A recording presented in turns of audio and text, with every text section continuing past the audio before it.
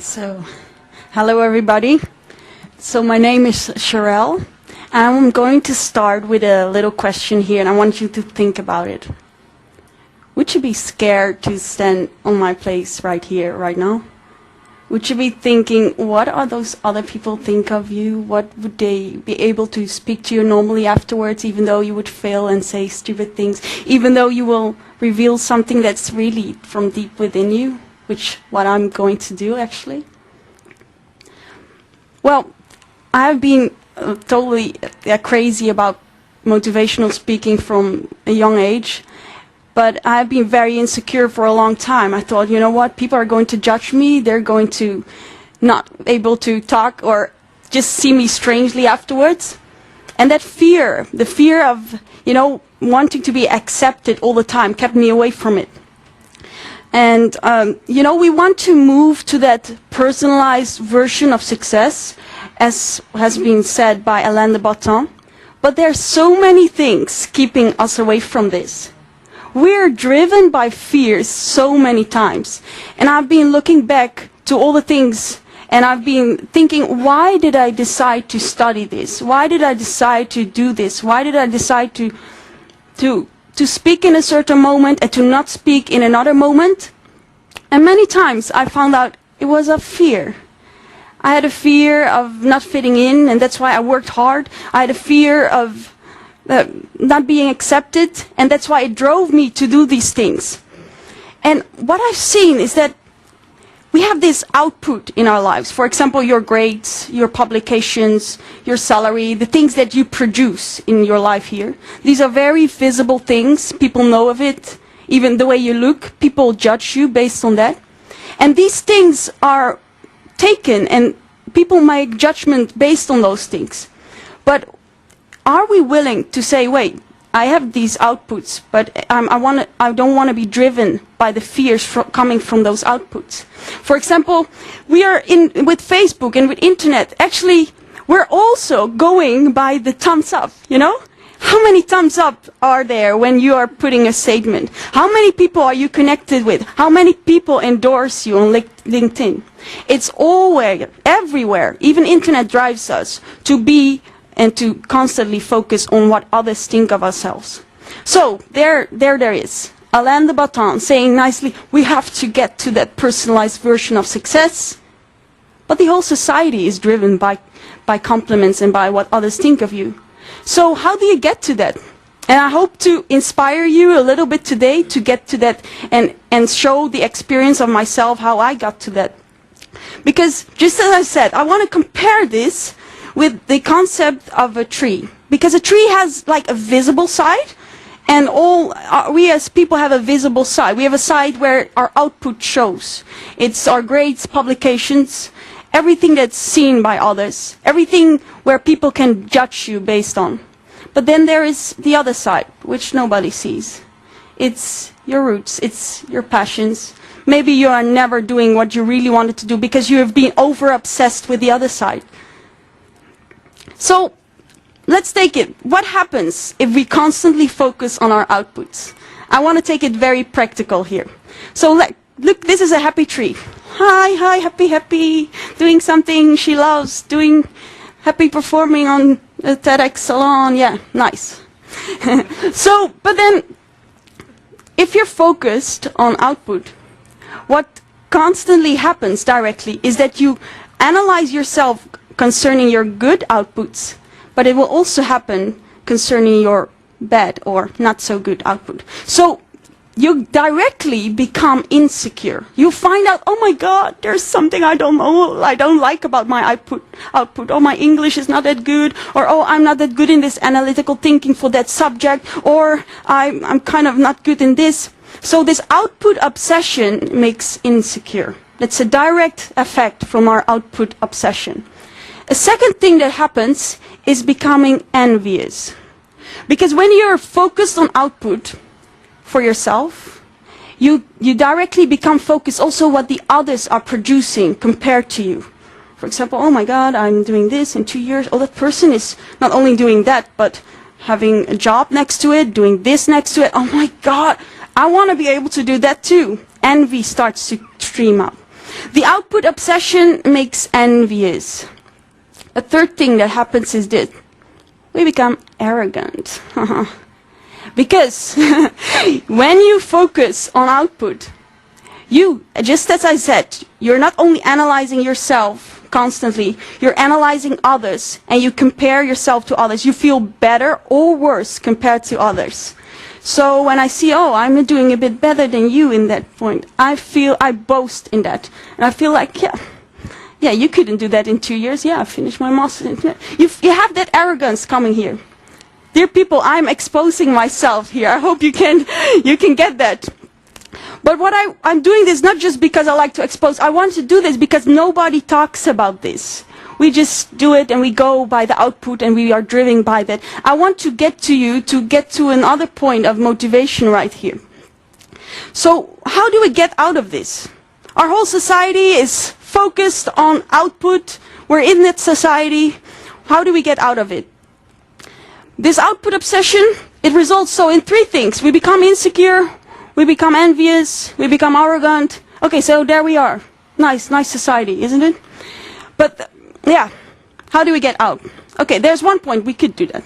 We could go and live in a monastery without people around us. I'm alone, connecting with my passion, and I don't need any confirmation from anyone. You want to do that all your life? No, we cannot do that, can we? We want to live in the society, you want to do what you're passionate about, but live in that society. But in the same time, not being totally nurtured by the confirmation from others.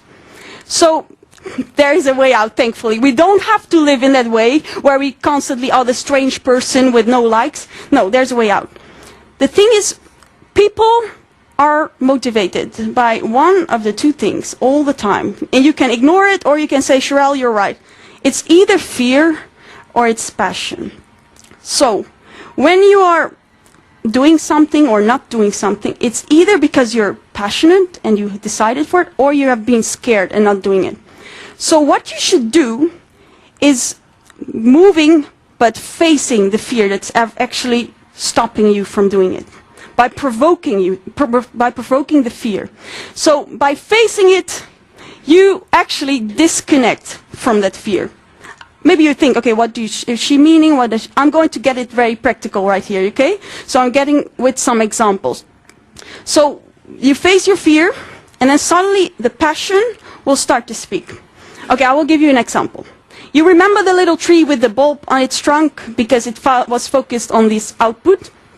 Okay, that's me, for example, now, yeah? And, for example, I love singing, but many times I heard, Cherrelle, please shut up, you're doing bad. Please stop it. Now, stop. So, my sister's here and she says, yes, Cherrelle, she knows. I'm not lying here. But, you know, I went abroad for a few years for studies. And I just bought a guitar. I thought, okay, I cannot play guitar, but anyways, I'm going to buy a guitar. Bought the guitar in my room, nobody around, no sister around to say, shut up, Cherrelle. So I was playing myself to sleep, and I thought, you know what, I don't need to be accepted doing this. I just enjoy doing this. I faced the fear of others. I said to myself, even though everybody would hate me for it, I don't care, you know, I'm going to do this. So I faced the fear of being unaccepted by saying it actually loudly to myself. And then I started to do it because I wanted to do it. Another example. Well, what happens then first is that you instead of being obsessed with, oh, what am I producing, how good am I singing, you started to directly connect. Wait, I'm doing it because I'm passionate about it. And I don't care about the output. Another example with insecurity is procrastination. When we are, yeah, I see some people laughing here, because procrastination, everybody knows about it. If you take this, maybe it will really help you to stop procrastinating. But it's a process, okay? It helped me. So listen up, how it works. So procrastination comes from being obsessed with your inability, or your thinking of being unable to do it. So it's again the tree with the bulb on the trunk. You thinking, oh no, I cannot do this project. I'm not able to do it because last time I failed as well, and I'm obsessed about this negative output. So when you procrastinate, you're actually pushing forward the project because you're afraid of not being able, of a fear of inadequacy all the time. So what happens? What I want to suggest you to do, and what I did to myself, is I provoke the fear that holds me back. So, for example, there am I have a project I have to finish in 2 weeks. First thought is, oh no, I'm going not to start yet, I'm not able to do it. It's output, it's the output. I'm focused, obsessed with the output that it has to come. Then I'm going to say something that I don't want to hear. And I'm saying to myself, Cherrelle, you're going to fail the subject. You're going to fail it. And then I'm thinking, but I don't want to fail the subject. Okay, I'm going to fail it. I accept the fear.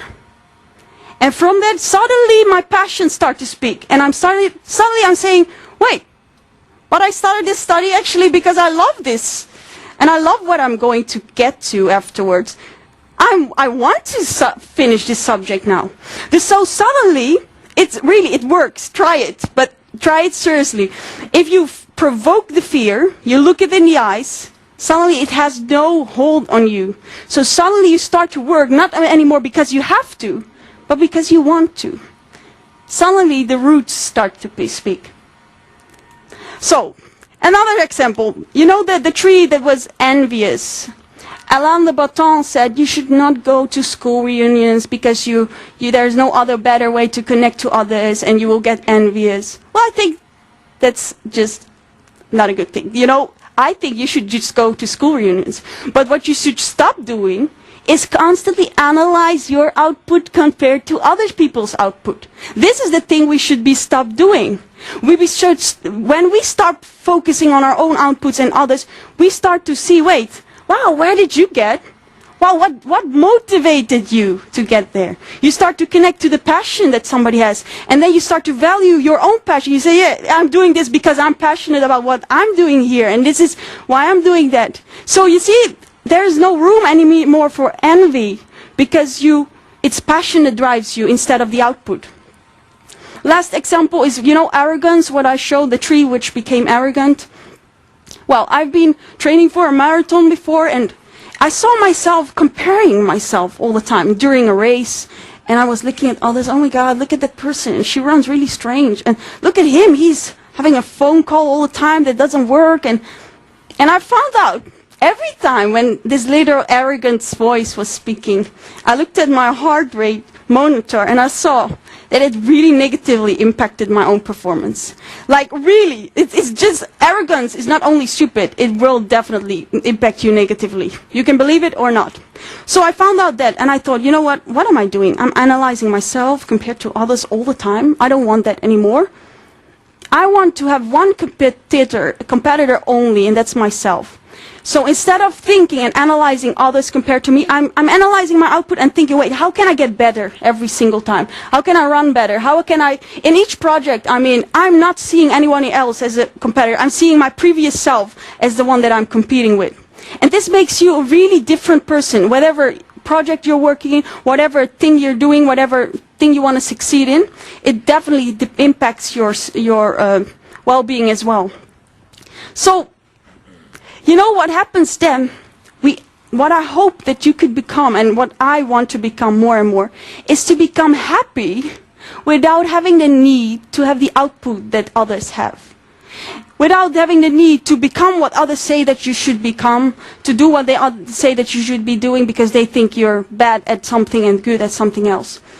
And so, people, even though they have the output, they might look at you and think, wait, this person's happiness, where is that person's happiness based on? I cannot analyze it, that person doesn't do this or doesn't, but the happiness, I cannot understand where it comes from, And this is the thing with this personalized version of success, everybody by that becomes somebody else, without the need of becoming some statute of success that everybody works to.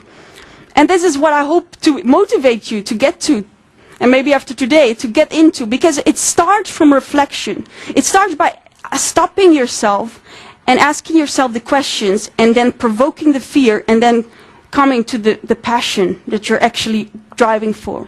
So then the output doesn't anymore interest you so much. Your grades, even though they're important, you're just going to find out, wait, where am I passionate about?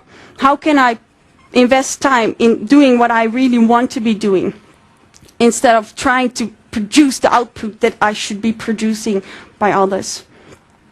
How do you do this? Well, stop yourself a little time. You know, this society is so filled with doing things and working and performing and being connected with your iPhone, you know that? You know, but it's so good. I do it like, maybe I look here as somebody that loves to speak, but I'm somebody who reflects lots of time. So I'm taking time. Sometimes I go to the forest, and I would really want to motivate you to take some time off sometimes, you know, go to the beach and just reflect and think, wait, why am I doing what I'm doing? What drives me? Where do I want to be driven from? And secondly, ask yourself the questions, really the questions that matter, and say, to get to that core of where you're doing things for. You know, and even when I stand here, I faced my own fear. Because I can stand here, and many of you might think, what is she doing here in a technical university talking about these things? You know, the thing is, I don't really care. This is my passion. And you know, and what I hope that you really are motivated to is to connect to that. But by reflecting, I found out, you know, I don't care about that anymore. I care about doing what I long to be doing, and the ones that want to hear that they can be motivated by that. Because, dear people, we are all very different from each other, and we're meant to be so. We have different passions, each one of us, and I want to motivate you to face those fears, because then your passion will speak up. That's the true root of realization. Thank you very much.